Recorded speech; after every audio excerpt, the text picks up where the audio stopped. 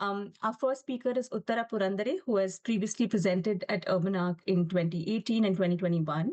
And we're really happy to have her back. So welcome, Uttara, and we're really excited to hear about your new work. This session is being moderated by Shreya Anand, who is Associate Dean, IIHS School of Economic Development. And before I hand it over to Shreya to introduce Uttara and to start the session, a quick sort of announcement that applications for Urban Arc 2026 will open soon. So please do keep an eye out on our social media channels for more details. Over to you, Shreya. Thanks, Tanvi, for kicking us off, and welcome back, Uttara. It's really great to have you back. Uttara is, not only a former Urban Arc presenter, but also a former collaborator. So it's really wonderful, to have you back at IIHS and with us. And thank you to everybody who's logged in to watch this talk on the role of the emerging role of consultants in urban governance, and for many of us who are sort of spanning this space between research and practice and working inside government. We know what a timely sort of issue this is, and how much it's sort of reshaped urban governance in the last 10 to 15 years.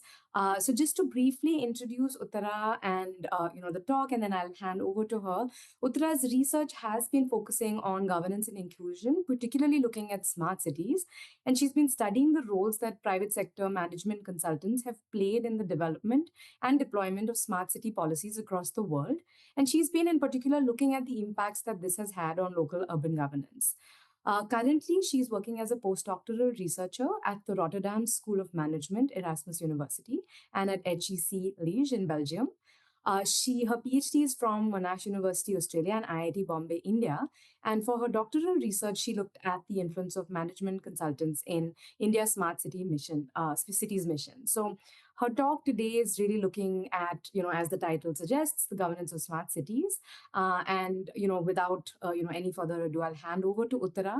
And as we're going through the talks, feel free to put your questions in the Q&A box if you'd like as Uttara is speaking, but otherwise, if not, Uttara will speak for about half an hour, and then we'll have enough time for discussion and Q&A at the end. So yeah, welcome back, Uttara, and over to you. Thanks so much. I hope you can hear me okay. Yeah, okay, perfect. Good evening, everyone. As Shreya mentioned, I'm currently a postdoctoral fellow at HEC Liege and the Rotterdam School of Management in the Netherlands. And I'm really excited to be here today. So thank you so much for having me and for inviting me back to IIHS. I presented a paper at IIHS's Urban Annual Research Conference for the first time in Jan 2018. I think that was the second edition of the conference. And it was before I started my PhD. I was exploring whether I wanted to research India's Smart Cities mission. The mission was also really in its early days at the time. I mean, it had been launched officially in 2015, but it was only in 2018 that all the 100 cities had been selected, and that more and more documents were being published by the ministry and the National Institute for Urban Affairs. And these documents, policy documents and sort of assessment frameworks, really helped to give a much better understanding of what the aims of the mission were and what the pathways towards achieving these would be. And so in many ways, I think my own research journey has really grown with the Smart Cities mission. Of course, ever since the mission has been researched and written about really quite extensively, and there's been really interesting work that's come out both on how we can think about smart cities in India, but also really interesting sort of empirical work that focuses on a whole host of smart city interventions, right from its like command and control centers to digitization in smart cities more generally, how it's sort of this smart city digitalization is part of a longer history of urban development and urban technology in India. And so there has been a lot of incredible research that has come out about on the mission and sort of built into further discussions on urban policy in India. The mission itself came to an end in earlier this year, so in early 2025. And I think overall, what we see across the world is that this concept of the smart city, at least in rhetoric and in vocabulary, is kind of coming to an end. So we can see it really ebb, and that there is yeah, the term is just not used as much. However, I think the developments that have happened relating to urban digitalization and the smart city concept more broadly in the past about 15 years have really wide implications. And I think, therefore, that continuing to study digitalization in urban areas across the world, but also the smart cities mission in India specifically, not only because of this impact that it's had in terms of its interventions, but also in terms of governing structures, will continue to be an important both focus of research, but also a starting point for what comes next. So today I'm going to talk a little bit about what the core focus of my research has been, especially in the last few years. Very broadly speaking, I try and better understand governance and governing dynamics. And I focus specifically on the role of non-state actors. And so smart cities has been a very interesting empirical field for this, because the smart city concept was really born in the private sector. And so the private sector has always been a very important player in this realm. And I think, given the overlaps of digital technologies, of data, of the ways in which data can be collected and analyzed, the possibilities that for further commercialization of this data, understanding the role of the private sector in smart cities is very important. Uh, but what's crucial is that private sector involvement is not restricted to these technologies or data, um, but they also play a very significant role in governance. And so my focus has been trying to better understand specifically the role of private sector consultants and consulting firms in policy development and implementation. And so I think that it's interesting to look at the smart cities, because there are, and I'll talk about this a little bit more, there are all these different strands that come together. Um, but the fact is that there are also much wider implications. So studying this intersection of governance, technology, and the private sector is not relevant only for urban spaces, but it really has wide relevance. And consulting firms are playing an increasingly significant role in various areas of policy and development, education, healthcare. I think with the COVID-19 pandemic, the ways in which they started to advise governments on healthcare and healthcare systems has been significant, but also financialization, infrastructure. So there's this whole space in which they really operate. Um, and in today's presentation, I'm going to talk about 3 papers that I have been working on. And I'm going to talk a little bit about the central questions that these papers ask, what we have found in our research, and how they relate to each other. The papers are at different stages of development. So the first paper that I present is probably the most sort of close to completion, whereas the last one is really in its early stages. And so any feedback or input will be much appreciated on these papers. So the first paper, which really does build on my doctoral research, titled "Do Management Consultants Influence Public Policy? Insights from India's Smart Cities Mission." So this is the first paper that I worked on during my postdoc. And it's been co-authored with my postdoc advisors, Natalie Crutzen and Martin de Jong. We're currently in the process of incorporating reviewer comments for resubmitting it to a journal where it'll hopefully be published, but we are in the process of sort of reworking some parts of it. So the central research question in our paper is, do management consultants directly influence public policy, and to what extent? And what are the implications of this more specifically in the Indian context? So the paper focuses very specifically on Big 3 and Big 4 consulting firms, so Deloitte, McKinsey, KPMG, etc., that all these firms have played a role in India's smart cities mission. It builds on consultocracy literature, but it tries to focus and consider how a deepening and growing consultocracy can coexist with a strengthening and centralizing state, and how these 2 trends can often even reinforce one another. So in terms of the contributions that we try to make, we try and make certain theoretical contributions to this field of consultocracy, and the focus of consultants in the public sector. And we try and see how there might be an uneven hollowing out effect that happens. So in a lot of consultocracy literature, which is essentially looks at the influence that private sector consultants have on the public sector, there is this idea that the capabilities of the state are hollowed out.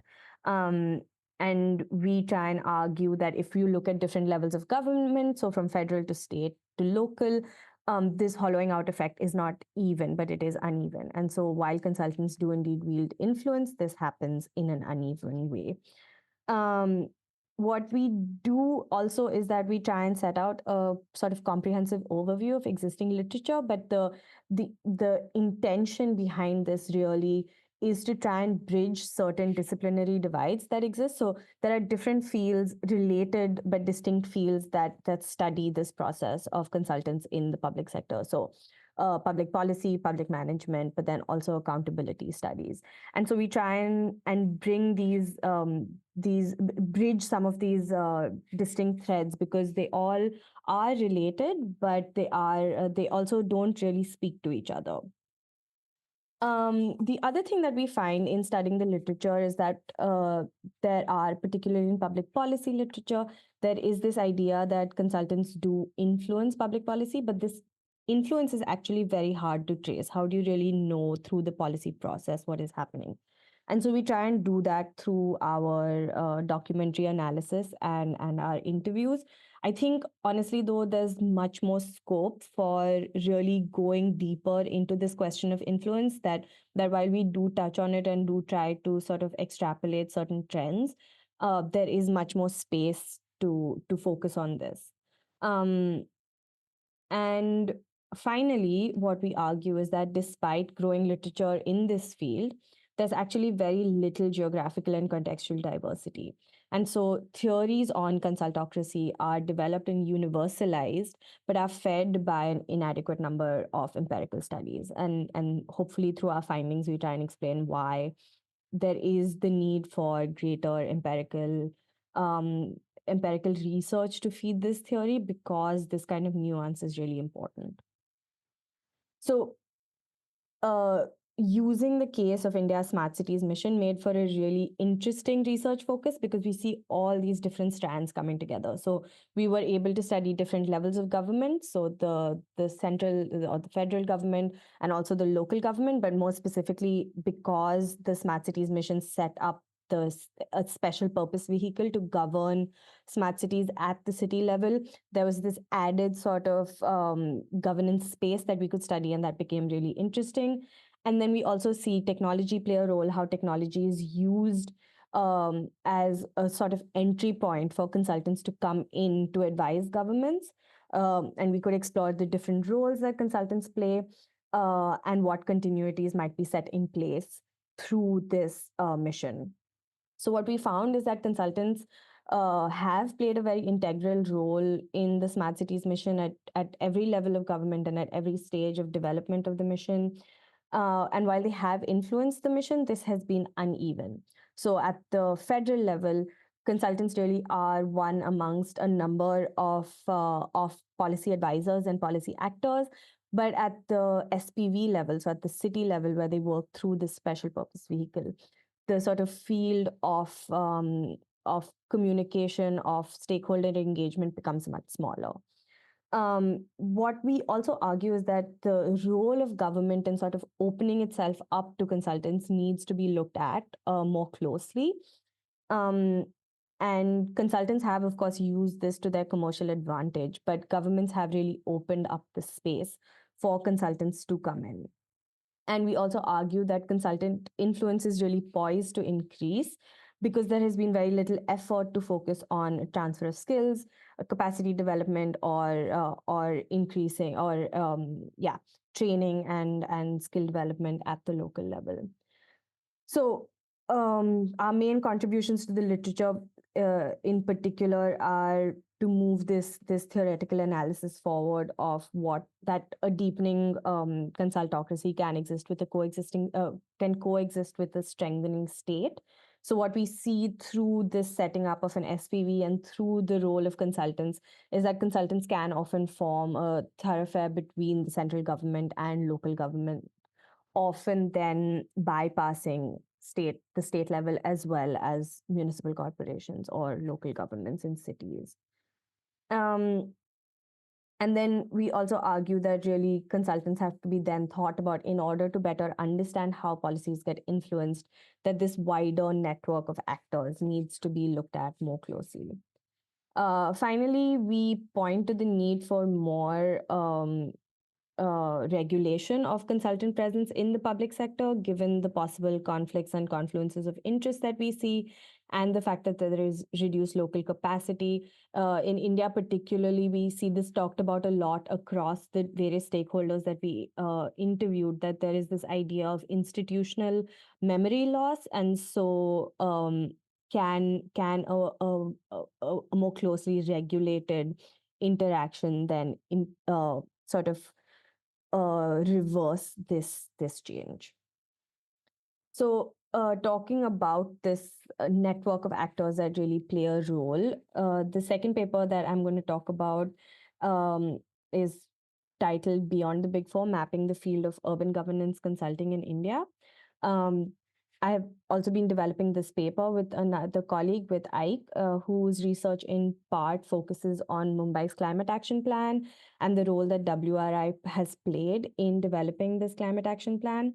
So his research has really been focusing and exploring a very different type of non-state actor that also plays significant policy roles. So sometimes these other organizations, think tanks, research institutions, etc., might use the term consultants, but in many other cases, they might avoid using that term. So in this paper, we really try and map out this very variegated nature of urban consultants, and we try and focus on the different forms of expertise that exist, what organizational structure might have, what kind of impact it might have on advice, and the ways in which these different organizations gain and maintain legitimacy as policy advisors. So to illustrate this point, we kind of developed a spectrum of organizations that you can see in this table, starting with academic institutions that might also work sometimes as consultants, and then moving towards these large international sort of multi-advisory consulting firms that don't have specific a specific field of advice, but are much more general consultants. So the big three, big four again, that can provide input and insight into a whole range of policy fields. So we tried to define certain ideal characteristics of these organizations and tried to sketch out again what their expertise is based on, questions of legitimacy, the ways in which funding structures might impact this. So if consultants, for example, are paid directly by governing bodies, does that matter, as opposed to consultant type organizations that have their own sources of funding? What kind of impact does this have on the relationship between the public sector body and the consultant? So the rest of our paper really provides more detailed vignettes into our two areas of research. So management consultants in the smart cities mission and the role of WRI in developing Mumbai's climate action plan.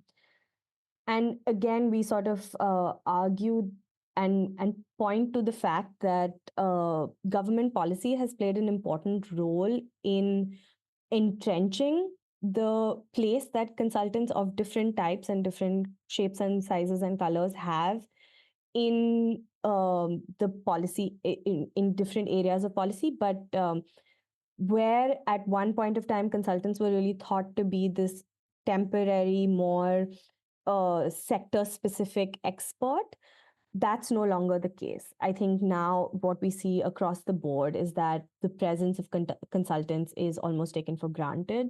They are seen as a requirement by government itself for implementing public policy. And so they are no longer temporary sources of expertise, but are necessary components of municipal corporations, development authorities, and state and national offices. And this institutionalization has indeed been encouraged, and sort of the space has been created by government policy. But what we also see in this research is that what the field of urban climate planning demonstrates is that there are possibilities for alternative forms of engagement.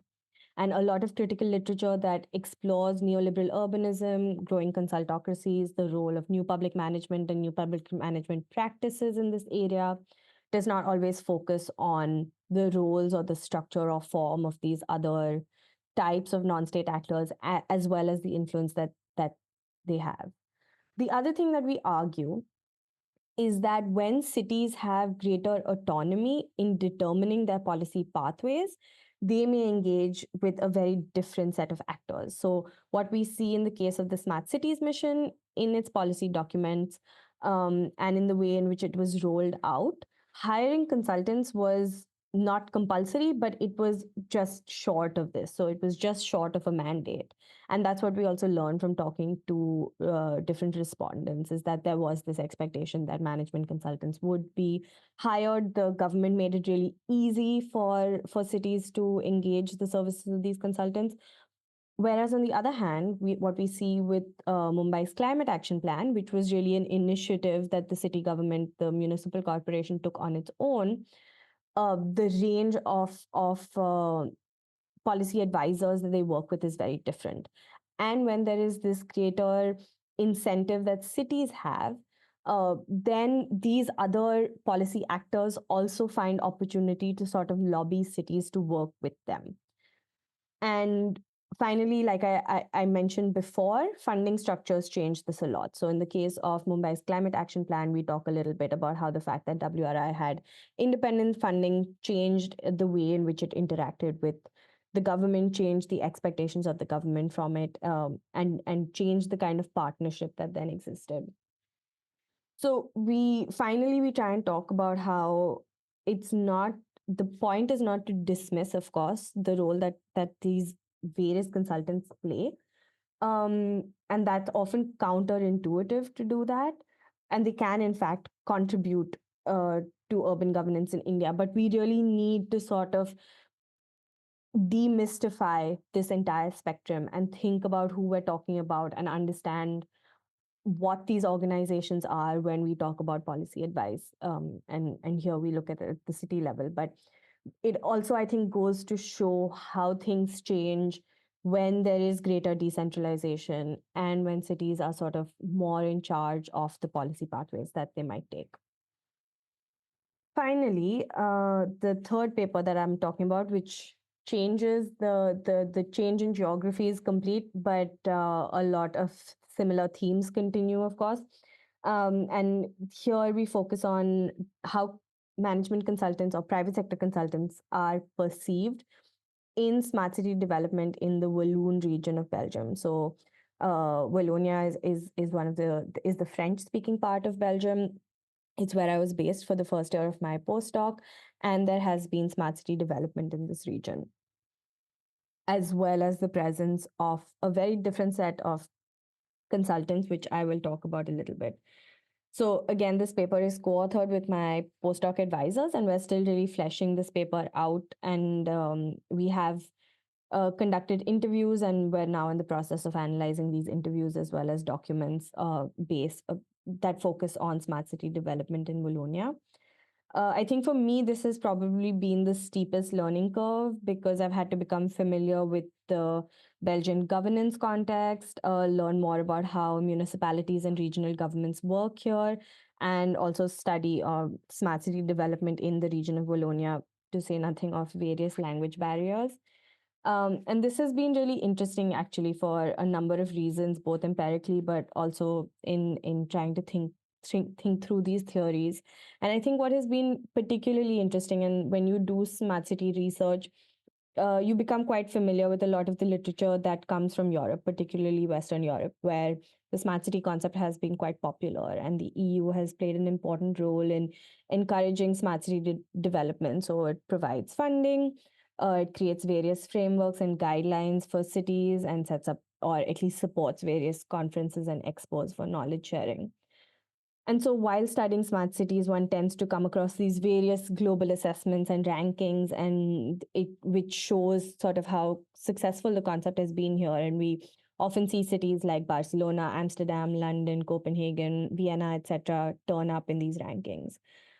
The region of Wallonia, which does have some mid-sized cities, however, is very, very different because it doesn't it doesn't have like a Barcelona or city of that size in the region.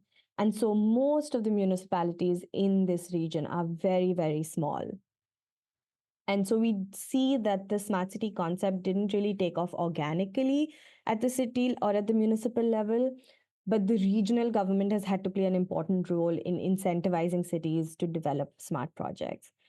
And what we see is that in addition to monetary incentives, which are crucial, the regional government also realized that this is not enough. And this, in some ways, is what happened with the Smart Cities mission as well. In the mission guidelines, it says that I think the guidelines say something about how we recognize that cities are incapable of taking this project on by themselves. And so we have a list of consultants and hand-holding agencies that cities can work with in order to implement their smart project. So what we see in Wallonia is similar but different.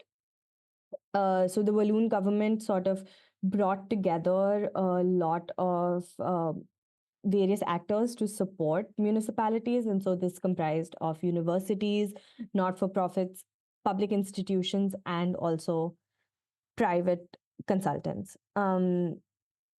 What was very different from researching smart cities in India was the governance structure that we see in Wallonia, as well as the type of consultant that played a role. So, like I said, that in the average municipal size in Wallonia is really, really small. And what we see then is also a very small network of actors who know each other really well. And most consultants that work in the Walloon region and with municipalities in the region are either independent or have very small firms. So we don't really see any of the big three, big four. Their presence, at least in smart city development, doesn't exist in the region. Many of these consultants that work with municipalities have previously worked with the municipalities that they now advise. So they used to be within government. They were employed by the public sector, and they've gone on to set up their own consulting gigs or firms, and they now advise these municipalities. And so overall, there is definitely a significant degree of trust amongst actors. But as we'll talk about, there are also some downsides to this. Another interesting thing is that given the size of these municipalities, what we see are the creation of these intercommunal or intermunicipal organizations that also encourage municipalities to come together to sort of pool their resources, pool their expertise, gain access to other expertise, and implement projects in a wider area in a way that would be more efficient and effective than solely focusing on their municipalities. And so we see that this trust has also sort of developed into an atmosphere of collaboration, which again, different from the Smart Cities mission in that the mission really tried to focus on competition as a way to encourage cities to do better. And so there's a different sort of starting point that we see in the Walloon region.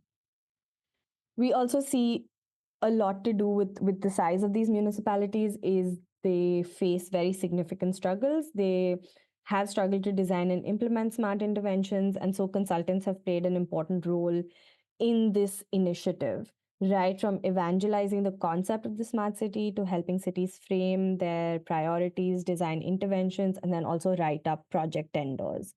So apart from revolving doors that I talked about, we see significant scope for conflicts of interest that are dealt with in a fairly informal way, again, largely based on this atmosphere of trust, but there are not enough guardrails.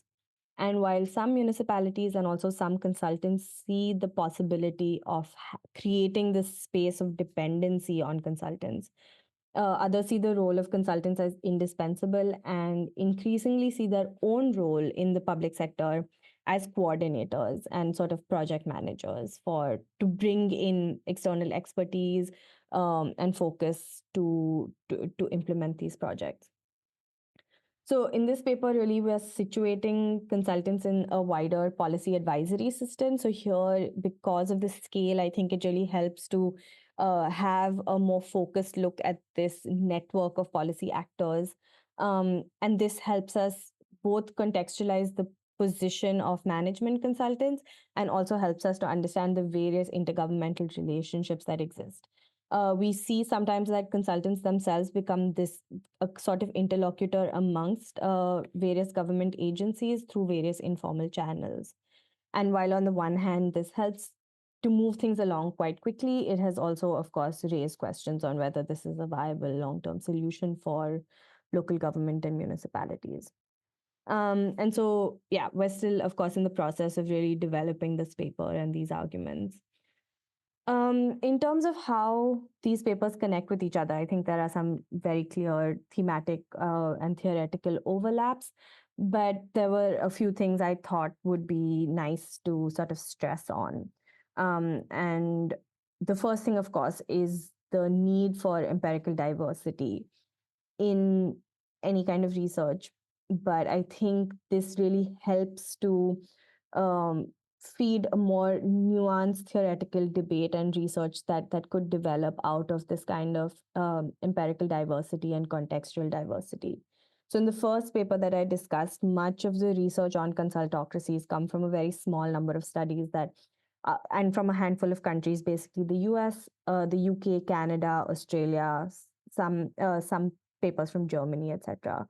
But I think when studying the Belgian context, what became quite apparent to me is that this research is not even applicable in this particular regional context, where we need to think more about the network of actors.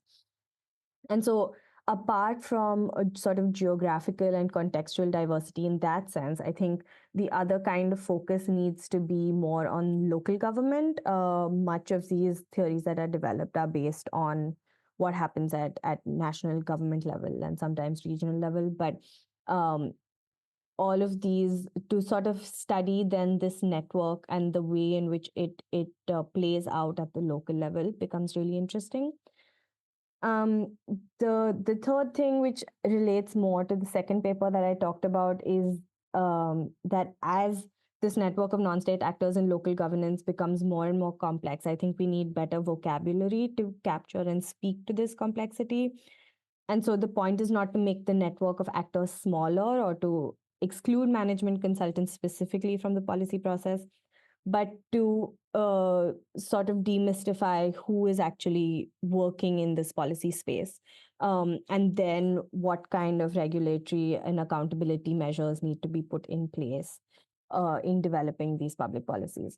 And I think finally, what we really see very clearly uh, is the struggles that municipalities are having in various ways and across the world. So some very pressing struggles are, of course, to do with municipal finances and access to financing, but also there is a dearth of capacity.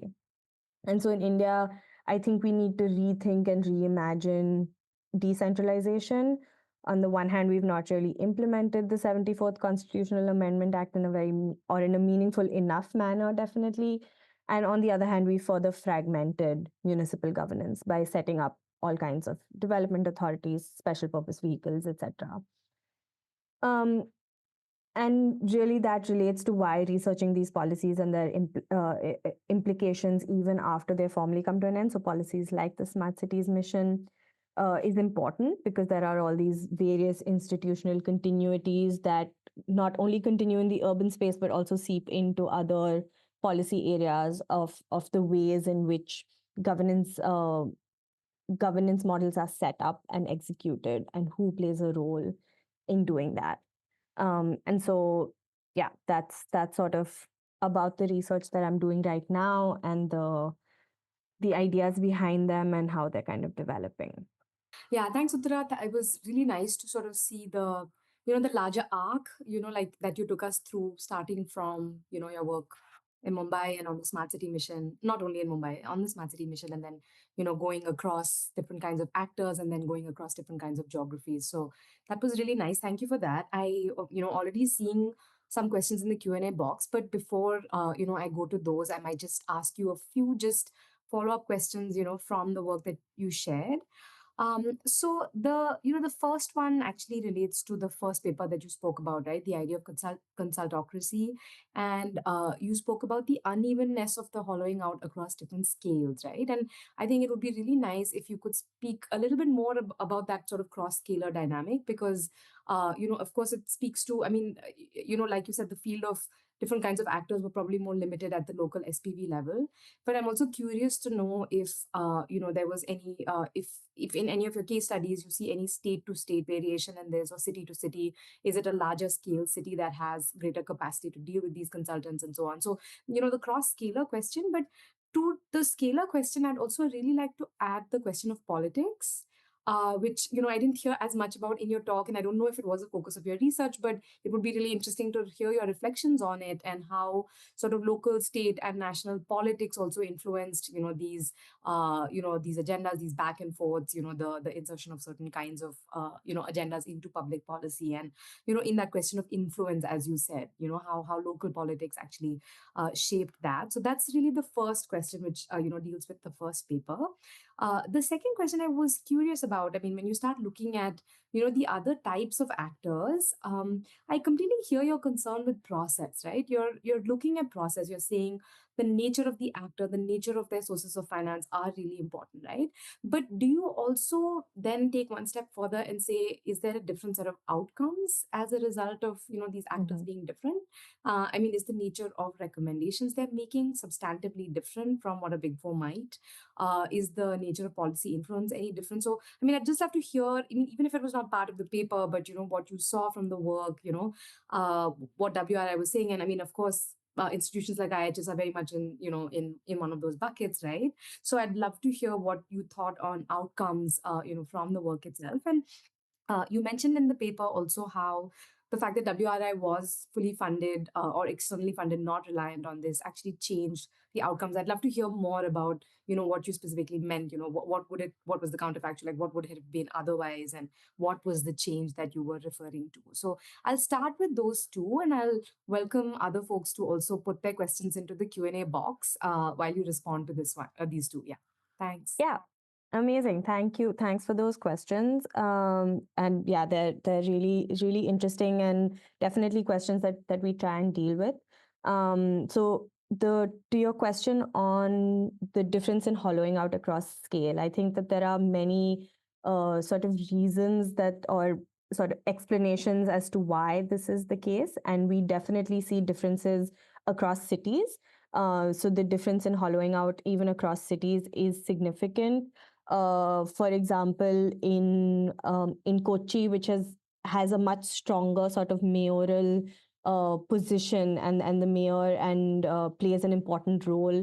The ways in which urban governance there has been set up has not opened itself up to consultants quite as much, because there is also access to greater state capacity in dealing with a lot of these questions. And so there just hasn't been the presence of management consultants in terms of as policy actors as much. There are still private sector players when it comes to technologies, when it comes to, in the smart city case, master system integrators in handling their command and control centers, etc. But specifically when it comes to developing and deploying policy, we see that there is a difference. And what we see also then, where state governments have played a more important role, and where in cities where there has been a longer history of urban digitization that started with the JNNURM. So a certain fundamental level has been established in this area. There is a greater capacity to then really explore what options exist in terms of this. So it's not just a scalar difference in hollowing out. It also depends on a more historical trajectory of what cities have already been through. Whereas cities really, where I think with smart cities, and we also see this in the case in Belgium, where some cities are really like that. There were respondents in the Walloon case in Belgium, where people within government are also saying about the smart city concept is that you're asking cities to run when they're still learning to crawl or walk. And so this hollowing out effect, then I think what happens is that you then have not really established those fundamentals, and so a lot of this work gets outsourced and then doesn't really come back. The expertise doesn't really come back into government, and so there's a lot of this unevenness that exists. And the point is that, which is to say that there needs to be more empirical sort of in-depthness that we focus on when trying to understand the impact of consultants. And there are different reasons for this uneven hollowing out effect. To your question on politics, I think that it is something that we really look at, or that I focused on, I think, more during my doctoral research and in my dissertation as compared to this paper. And what I think is very interesting, again, why to me the smart city concept is such an interesting one to study for all these different strands and trajectories coming together, is that there is this the same language of depoliticization that is used for technologies are often used for management consultants, so that they come in as these sort of apolitical actors, unbiased, rational, only here to sort of see what the best practices are, weigh the pros and cons in this extremely scientific way, and then apply best practices, is very much the same language that's used for technologies. And so in smart cities, we see both these things coming together of technologies being used in this apolitical, depoliticized way, but then also expertise and policy expertise being dealt with in the same way, which is, of course, not true. And there has been research on even looking at not just outside of India, but even in India, of trying to like look at the sort of positionality of these consultants and how homogenous they tend to be, how they don't really represent a cross section of Indian society or society anyway, and yet they're treated. And in India, I think what's very interesting is that there is also a lot of public buy-in of the kind of that yes, consultants know what they're doing, that this will sort of reduce corruption and take away the dirtiness of politics that exists.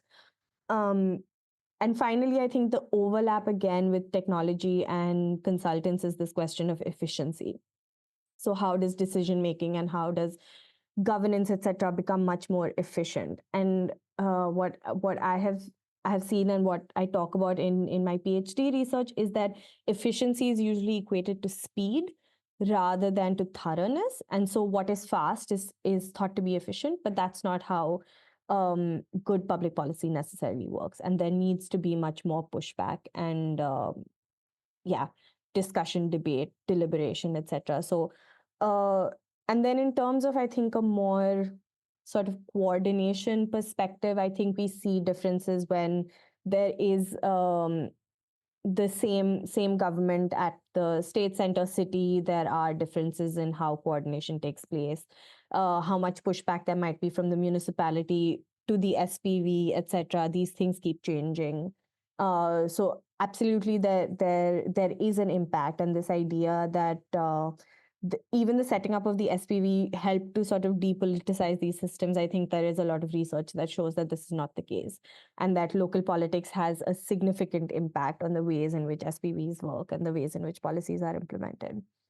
Finally, to the last question on the difference in outcomes, I think that this is significant. And this is really why we also talk about in our paper about the ways in which legitimacy is both gained but also maintained.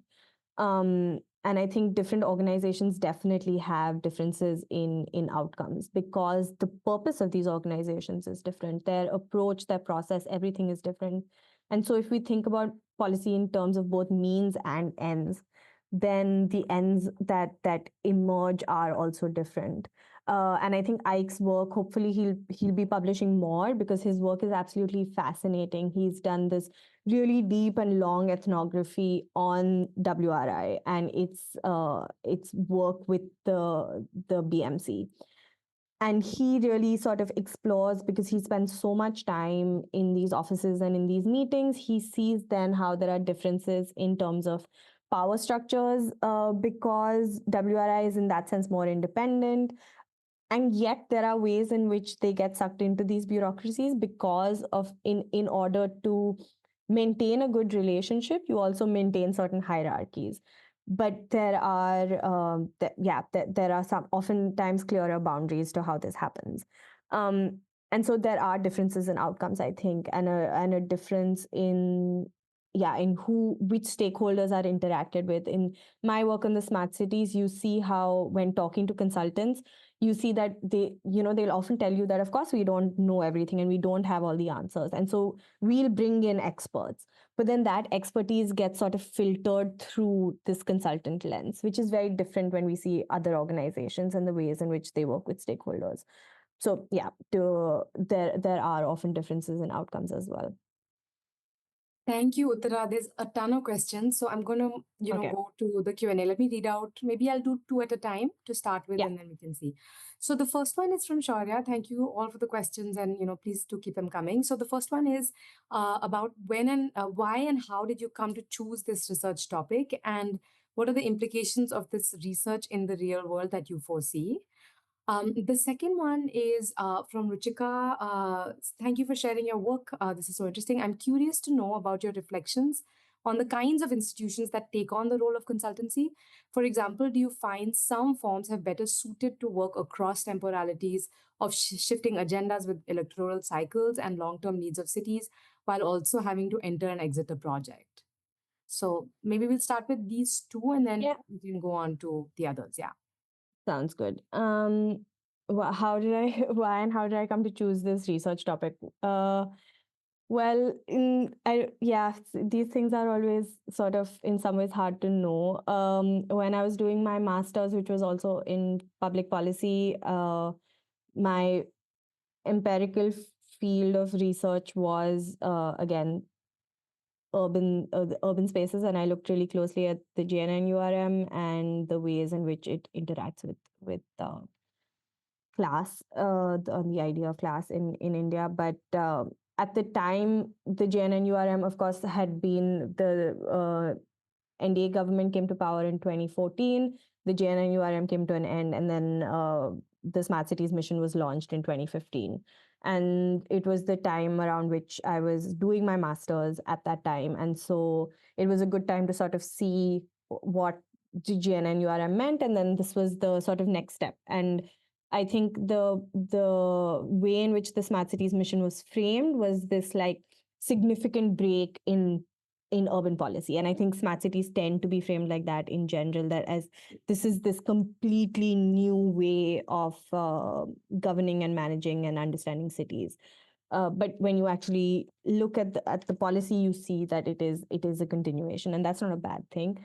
And so I think it was just sort of an extension of continuing to focus on urban spaces. But then when it came to smart cities, there was this dimension of digital technologies that became very interesting. And I think in terms of implications for the real world, like I said in my presentation, I think that even if this concept of the smart city sort of dies out or ebbs, for one, it has laid out a lot of or set down a lot of processes and technologies, etc., that will continue to be used in cities.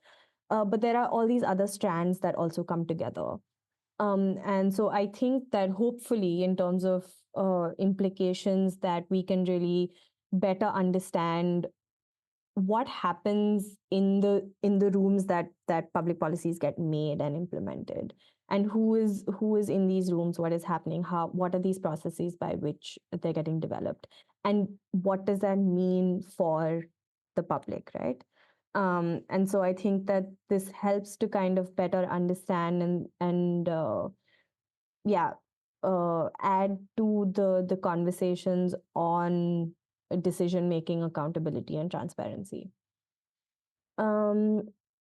Institutions that take on the role of consultancy. So as I talked about a little bit in paper 2, that there are really a lot of different institutions that do this, and for some, for like academic institutions, for example, consultancy or public policy consulting is not their primary role or even not a very central role.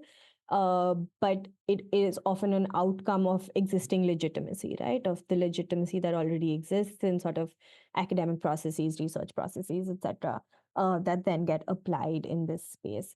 And so, yeah, I do think that overall there are some institutions that are better equipped to take on the role of consultancy, but this becomes I mean, it's not an easy question to answer. It's a very interesting question, actually, because I think sometimes for the advantages that certain institutions have in terms of thoroughness or in terms of contextualization, the disadvantages of those same institutions may be just in terms of time taken, right? Whereas management consultants can respond much quicker to sort of more specified questions and data.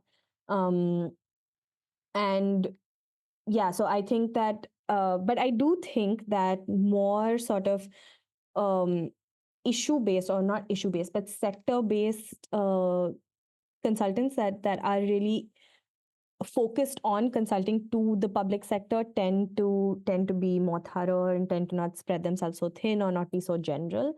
And so maybe they would work better for this kind of work. But it's a very interesting question, and I think that there are ways in which we could answer it and things that would change depending on sector and organization.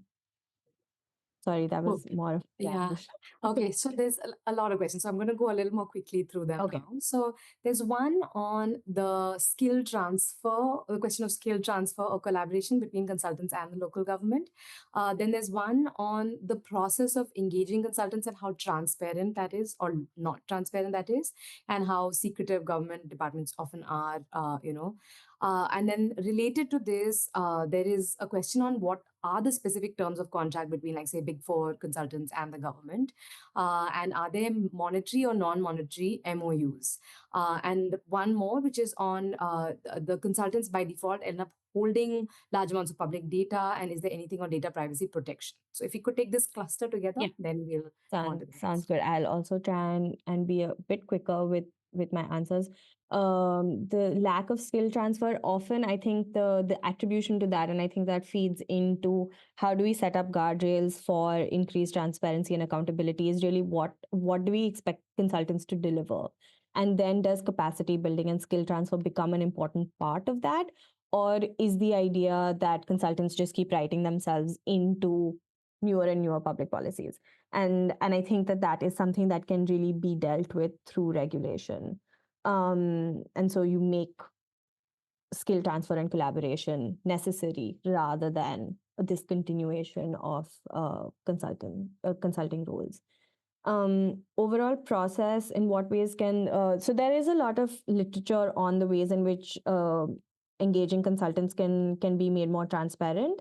The literature generally divides this into sort of demand side and supply side. So what regulations can government set up? So that's the demand side. And then what can be internal consulting side regulation? So management consultants, in terms of the Big Three and Big Four, are one of the largest sort of professional organizations that don't really have any kind of regulation. So doctors, engineers, lawyers all have certain internal checks and balances as a profession.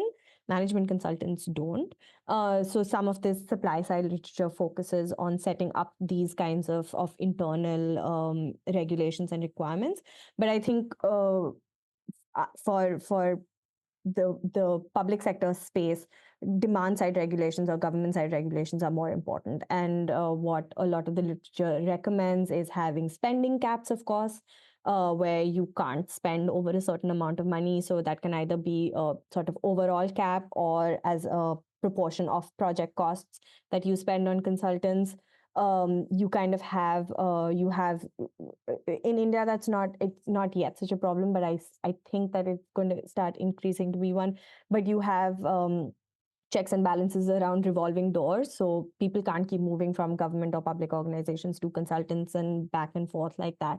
We see that happening a lot in the public health sector, for example. Public health regulators moving from McKinsey back to the public health sector, and so on and so forth.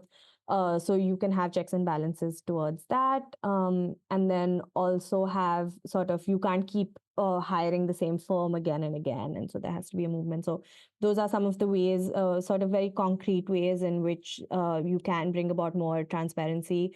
And then also, of course, making the contracts public, right? Making both contracts as well as money spent on consultants public. What we see in the Smart Cities mission, for example, is that there's this they're put in as part of these much more general funding headings of either engagement or buying of technology. So vendors, consultants, they all come together, and there's not necessarily a clear breakdown about how money is moving. And so, yeah, those are some ways in which we can ensure more accountability. What are the terms of contracts? This is and yeah, I sort of became interested in this because I was surprised at how many consulting firms have mini offices in government buildings and government offices. The terms of contracts, I have had difficulty accessing a lot of this. So when I would ask bureaucrats if they could share the contracts with me, they would be like, "Oh, I don't really. Why don't you ask the consultant to share it with you?"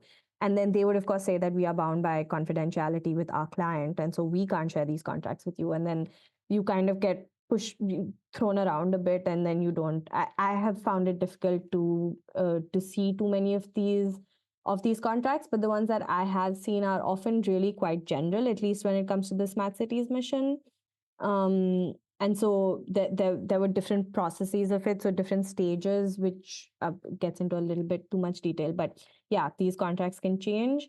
When I asked this question about access to public data, I think that's also something that often has to be a little bit more focused on technology vendors. So the technology consultants, and there is a fear of that in when I asked at SPVs and talked about this, it was really more to do with the master system integrator rather than management consultants. But they, of course, have access to this because they are helping to create policies around this. And for that, we just need stronger data protection. And that doesn't always exist.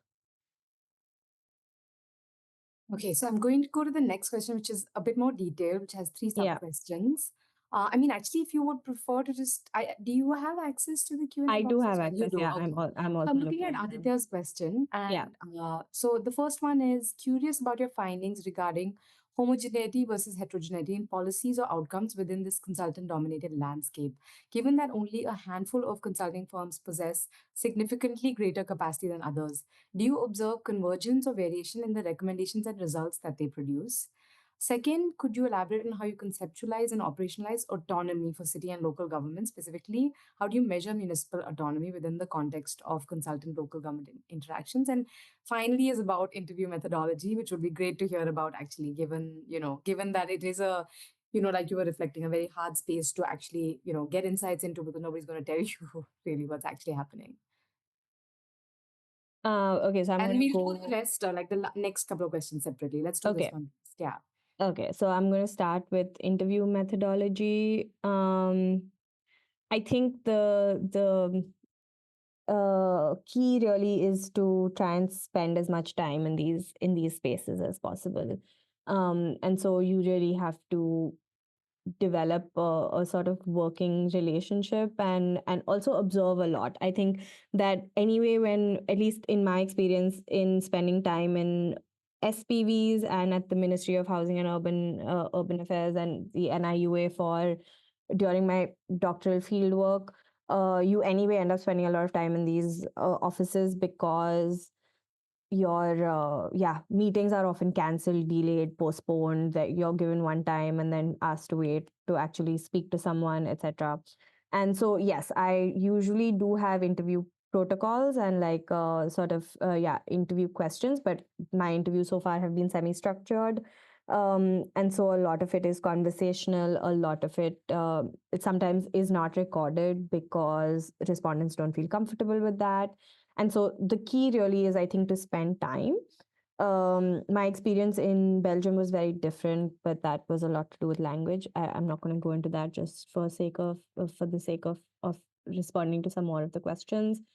Um, Elaborate on how you conceptualize and operationalize autonomy for city and local governments.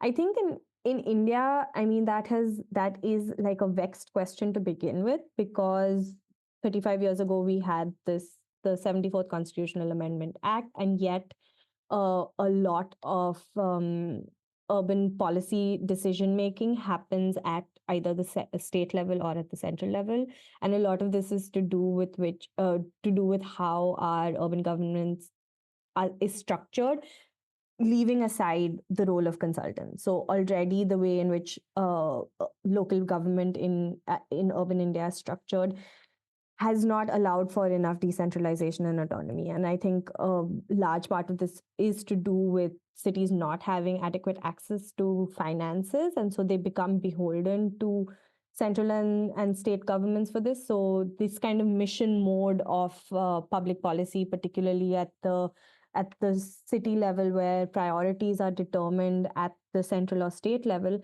but then the carrot that is offered is money, right? Like that's why. So the smart cities mission offered huge amounts of money to the 100 cities. For some cities this was a huge amount of money, for other cities maybe not, but for most of the cities it was a big amount of money. And so I think the question of autonomy is not just to do with consultants, and oftentimes that then um outsourcing a lot of this governance to consultants is a result of this lack of autonomy to begin with, and lack of ability to develop internal capacity. Homogeneity versus heterogeneity in policies or outcomes. Yeah, I think that a lot of the research that we see that exists, not just the one that I've worked on, but more generally, is that we see when big four, big five management, big three, big four management consultants are involved, there tends to be more cookie cutter solutions that exist. This is changing, of course, because I think they're also becoming much more savvy in the ways in which they approach public policy, and they have more and more country offices opening, but also city offices, etc., opening up. However, they have a very strong internal network of knowledge sharing, and they use it, I think, to their significant advantage. And so what they kind of do is, the way in which they present their own expertise is by saying that, oh, we have this knowledge to depend on, and our offices, Deloitte offices in I don't know, San Francisco have worked on smart cities, and so of course where we have the capacity and the ability to present the same expertise here. However, because we have an India office, we'll be able to give much more tailored solutions. And so we do see homogeneity that exists, and that I think the smart city concept in general sort of fed into that a lot. And so consulting firms, but also technology firms, tend to then offer less contextualized solutions. And that's the difference that you see in Bologna, for example, where they don't have the money to afford large consulting firms. And so the smaller, more locally embedded, independent, but private consultants offer much more tailored solutions to their municipal context. So the next one is about if you have in your work seen any local collectives or community groups that have, played a role or influenced local smart city projects. And then, do you believe that consultants are beyond or above the realm of politics, making them neutral agents, which is, maybe going back to what you were reflecting on with the depoliticization and, all of that. Um, and then have you categorized the consultants as management, research, or other categories? And what other categories did you see are working with governments? And what are the key characteristics? I feel like your paper two presentation did speak to this. So, you can feel free to respond to this one. And then the final question, and then we'll close after this one, is, Okay. what is the sweet spot for a state's urban development department in terms of the blend of collaboration for strategic and operational support? When I ask for blend, I want to understand the type of association that should be done with specific roles of for-profit management consulting firms and specific roles for knowledge ecosystem leaders like WRI, Janagraha, NIUA, IHS practice, and so on. Yeah. Yeah. Okay, so Next very question. quickly to to Shreya's question. I mean, I haven't honestly done enough empirical work in on smart city. So at the city level, there were 100 smart cities, and I really visited and spent time only in a very small handful of them. And so there are local collectives and community groups, I think, that play a role, but I'm really not familiar. And so I couldn't knowledgeably answer that question one way or another. But I do think that there are roles that I mean, there are communities that play a role, and I think that this can happen in a more collaborative way. But I do know from some cities, at least, that this has also happened in a more combative way. So whether it has just been resistance to smart city projects, or a lot of like relocation, demolition, etc., that has happened under the guise of smart cities, and there has been pushback to that. And so I think that there are community groups that have, of course, influenced and impacted smart city projects, but not always in a collaborative way. Do you believe that these consultants are beyond? No, absolutely not. I think that they are essentially political actors, and that I think that we learn this from the sort of new public management era of trying to remake the public sector in the image of the private sector in terms of efficiency and efficiency, decision making, all this. But I mean, that is also, for one, the public sector is not the private sector. Its purpose is entirely different, and so the ways in which it functions, I think, has to be different. And no, so I don't think that they are neutral agents, and I think that this sort of presentation of themselves, so internal sort of presentation of themselves as neutral agents, but then also other actors, whether in politics or society, presenting them as neutral agents should like make us try and look really more closely at what exactly the politics are.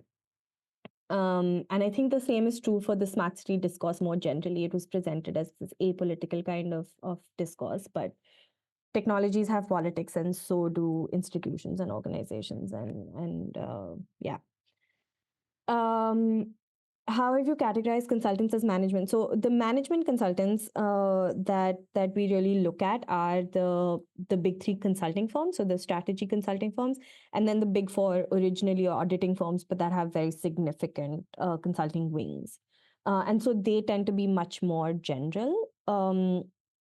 And much more capable of presenting themselves as generalists, but then also experts on everything.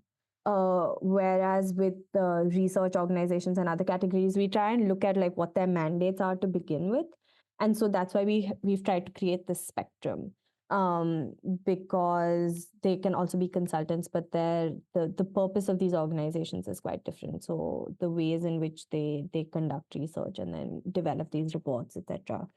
And so we see think tanks working with governments, but then also academic institutions, international policy institutions, and then these strategy consulting firms, management consulting firms.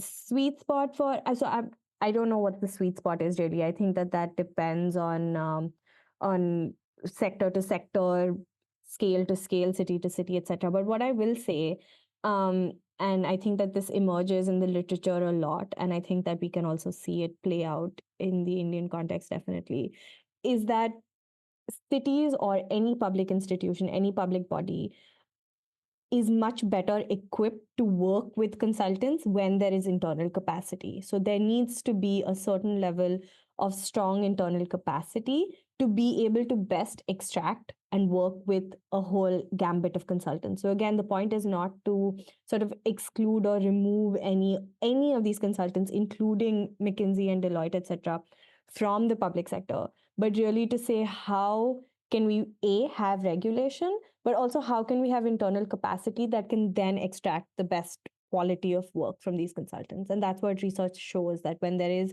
internal capacity and knowledge and institutional memory, the work that cities or public organizations can do with consultants also improves. Thank you so much, Uttara, and thank you for, to everybody who's come, listen in, shared these wonderful questions. And thanks, thanks, Tanvi and Pragna and everyone for organizing. So we'll close here. I know we're a little over time, but thank you so much, Uttara. Thanks so much for having me. And yeah, this was really lovely to be back, and I really appreciate it. Thanks a lot. That this is a special series of talks that we're having over the next couple of editions of Publics, where we're bringing back some of our former Urban Arc participants, because Urban Arc turns 10 in January 2026. Call for the new edition of 2026 will also go out sometime next week. So please stay tuned and stay updated to our social media channels for all of that news. So thanks, everybody, and have a good evening. Thanks so much.